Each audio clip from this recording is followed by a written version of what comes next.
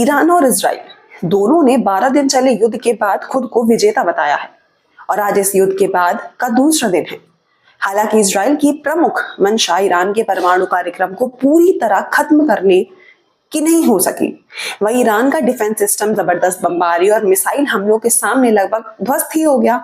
वहीं ईरान में 620 से ज्यादा लोगों की मौत हो गई, जिनमें से 12 परमाणु वैज्ञानिक और 20 वरिष्ठ सैन्य कमांडर शामिल थे। इसके अलावा लगभग 4,870 लोग घायल हुए। दूसरी तरफ इजराइल में 28 नागरिक मारे गए और 3,200 से ज्यादा घायल हुए, लेकिन कोई भी इजरायली सैनिक नहीं मारा गया। अमेरिका की बात करें तो दोनों देशों के सीज फायर के बाद ट्रंप ने एक और बयान दिया है और वो बयान ये है कि अगर जरूरत पड़ती है तो ईरान पर हमला करने से हिचकिचाएंगे नहीं।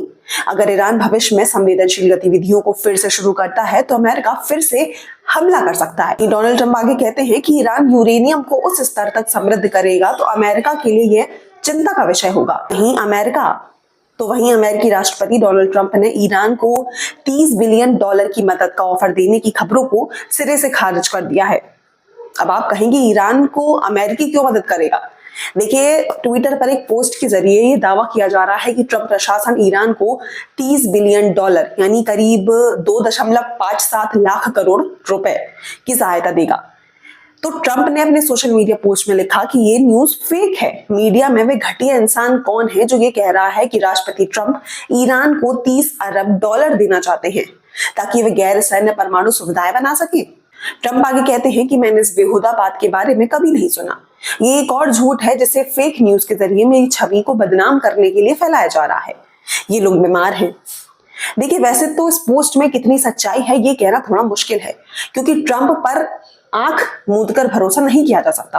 क्योंकि पहलगाम हमले के बाद बहुत से ऐसे रूप दिखे जिनके बारे में सोचा नहीं था कि कोई इस कदर तक दगा दे सकता है। कुछ मीडिया रिपोर्ट्स ने दावा किया है कि ईरान के परमाणु सुविधाओं पर हाल ही में हुए हमलों के बाद ट्रंप प्रशासन एक नई रणनीति पर काम कर रहा है और अब तेहरान के साथ एक नए समझौते की तैयारी में जुटा है। अब इस कथित प्रस्ताव में $30 बिलियन की सहायता भी शामिल है जो गैर सैन्य यानी सिविल परमाणु कार्यक्रम के लिए दी जाएगी। तो अभी के लिए फिलहाल इतना ही। मैं गुंजन सिंह आपसे विदा लेती हूँ और अपडेट आपको ये कैसी लगी है तो आप हमें कमेंट सेक्शन में जरूर बताइएगा। वीडियो अच्छी लगी हो तो लाइक, सब्सक्राइब और कमेंट जरूर कीजिएगा। धन्यवाद।